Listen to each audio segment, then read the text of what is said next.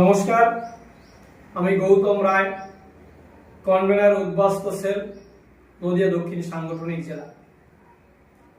আজকে আমি নাগরিকত্ব আইন সিএ এর উপর সংক্ষিপ্ত আকারে দু চারটি কথা আপনাদের উদ্দেশ্যে রাখব। দেখুন, নাগরিকত্ব আইন এটা একটা মানবিক আইন। ভারতবর্ষে যত আইন আছে সবচেয়ে সুন্দর এবং সবচেয়ে মানবিক এটা এই নাগরিকত্ব আইন সিএ। এই সিএ এর অধীনে এই সিএ আমাদের সেই মুক্তির একমাত্র পথ। এই সিএ এর আইনে আমরা যারা বাংলাদেশ থেকে ছিন্নমূল হয়ে মুসলমানদের অত্যাচারিত হয়ে ধর্মীয় নির্যাতনের শিকার হয়ে রাতের আধারে এক কাপড়ে বাংলাদেশ থেকে এই ভারতবর্ষে এসেছি, আমাদের এই রক্ষার একমাত্র আইন হচ্ছে এই সিএ। এই সিএ আইনে আমিও আবেদন করেছিলাম 2024 সালের 2রা জুলাই। আমি 2রা জুলাই আবেদন করার পর 4ঠা জুলাই আমাকে হেয়ারিং এর জন্য কৃষ্ণনগর পোস্ট সুপারিনটেন্ডেন্ট অফিস থেকে আমার মেল আসে। 11ই জুলাই আমি কৃষ্ণনগর পোস্ট সুপারিনটেন্ডেন্ট অফিসে হাজির হই এবং সেখানে যে আধিকারিকগণ ছিলেন তারা আমার হেয়ারিংয়ে নিয়েছেন এবং আমি হেয়ারিংয়ের পর আমি 22শে অগাস্ট আমি আমার এই নাগরিকত্ব যে কার্ড সার্টিফিকেট সনদ এটা আমি পেয়েছি এবং এই নাগরিকত্ব সনদের পরে আমি ভারতবর্ষের একজন বৈধ নাগরিক হিসাবে আমি আমার পরিচয় এখন আপনাদের সামনে উপস্থাপন করছি। দেখুন, নাগরিকত্ব আইনটা একটা মানবিক আইন। এই আইনে এত সুন্দর একটা আইন যে এই আইনে আবেদন করলে আমরা নাগরিকত্ব কার্ড পাবোই পাবো, অর্থাৎ আবেদনের পর আপনার নাগরিকত্ব কার্ড থেকে আপনি বঞ্চিত হবেন না। আপনি যেভাবেই আবেদন করুন না কেন আপনার আবেদনটা রিজেক্ট হবে না। আপনাকে যখন হেয়ারিং করে ডাকবে, ডাকার পর যদি আপনি সঠিক জবাব দিতে না পারেন আপনাকে দ্বিতীয়বার ডাকবে। দ্বিতীয়বারে যদি আপনি সঠিক জবাব দিতে না পারেন আপনাকে তৃতীয়বার ডাকবে।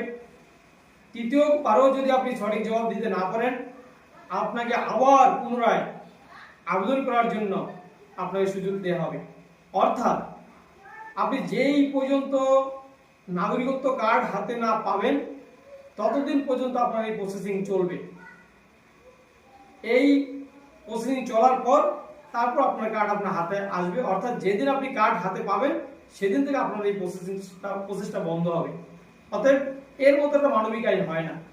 তারপরে কথা হচ্ছে যে আপনি কবে বাংলাদেশ থেকে আসবেন, এই জন্য কোনো তথ্য প্রমাণ আপনাকে দেখাতে হবে না, কোনো ডকুমেন্টস লাগবে না। আপনি যদি বলেন যে আমি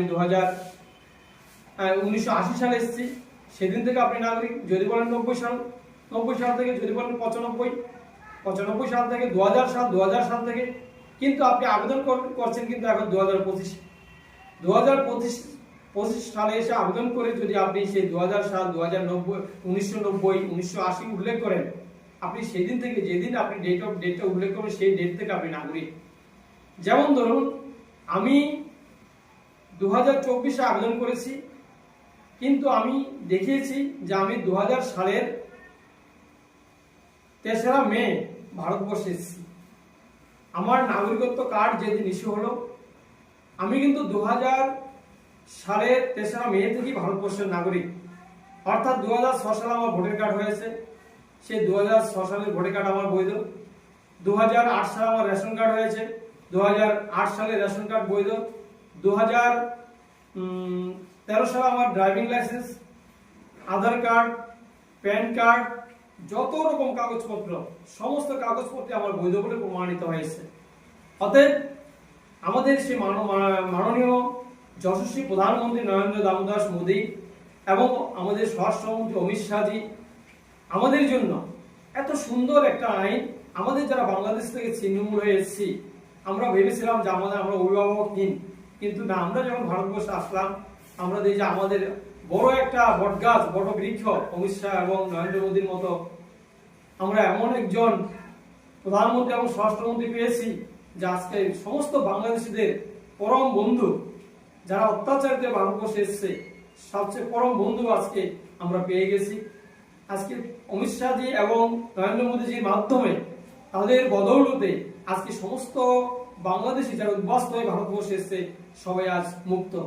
আজকে বাংলাদেশিদের জন্য বলা যায় সম্পূর্ণভাবে দরজা খুলে দিয়েছে ভারতবর্ষের প্রধানমন্ত্রী, ভারতবর্ষের স্বরাষ্ট্রমন্ত্রী, আমাদের বাংলাদেশের জন্য সম্পূর্ণ দরজা খোলা।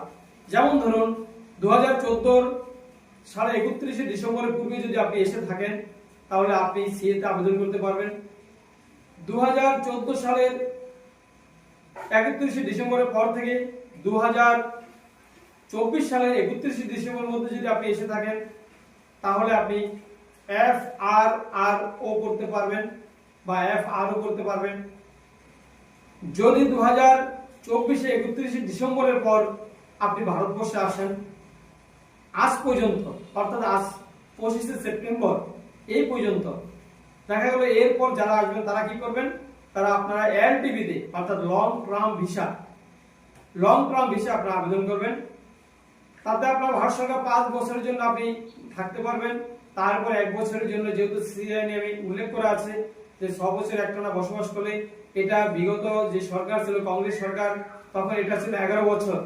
আমাদের মানবিক প্রধানমন্ত্রী এবং স্বরাষ্ট্রমন্ত্রী বিবেচনা করে এটাকে 6 বছরে নামিয়ে নিয়ে এসছে, এবং আপনি 6 বছর বাস করলে আপনি ভারতবর্ষের বৈধ নাগরিক। এখন এই নাগরিকত্ব আইনে আপনাকে কিভাবে আবেদন করতে হবে, আপনাকে আবেদন কতগুলো ধারা উপধারা এগুলো আপনাকে মেনটেন করতে হবে। তাতে প্রথমে আপনাকে করতে হবে কি, বাংলাদেশে কোথায় বাড়ি ছিল বা কত সালে আপনি এসেছেন বা কোথায় বসবাস করছেন, এর উপরে আপনাকে কতগুলো কোর্ট এফিডেভিট করতে হবে। 3 পাতার একটা কোর্ট এফিডেভিট করতে হবে। প্রথমে একটা 1C ফর্ম আপনাকে ফিল আপ করতে হবে, তাতে বাংলাদেশের ঠিকানা এবং ডেট অফ এন্ট্রি এটা দেখাতে হবে। দ্বিতীয়ত আপনাকে আপনার ইন্ডিয়ান ঠিকানা দেখাতে হবে। তৃতীয় যে ক্যারেক্টার টেস্টিং যে ব্যাপারটা আছে, সেখানে আপনার ভারতবর্ষে একজন বৈধ নাগরিক আপনাকে সার্টিফাই করবে যে উনি আপনাকে চিনেন, জানেন বা আপনি ভালো মানুষ, ভালো লোক, এই বলে উনি আপনাকে সার্টিফাই করবে। এরপর আপনি কোর্ট এফিডেভিট সাবমিট করবেন স্বরাষ্ট্র মন্ত্রকে। সাবমিটের পর আপনাকে হিয়ারিং এ ডাকা হবে। আমার মতে যেভাবে যেই প্রসেসে ডাকা হয়েছিল সেইভাবে ডাকা হবে। তারপর আপনার নাগরিকত্ব কার্ড ইস্যু হবে। অতএব আমাদের অনুরোধ, উদ্বাস্তু সেল নদিয়া দক্ষিণ সাংগঠনিক জেলার কনভেনর হিসাবে আপনাদের সকলের কাছে আমার অনুরোধ, আপনারা সবাই এই সিএতে আবেদন করুন, আপনার নাগরিকত্ব নিন, সেই নাগরিকত্ব অভিশাপ থেকে আপনারা মুক্ত হন। নমস্কার।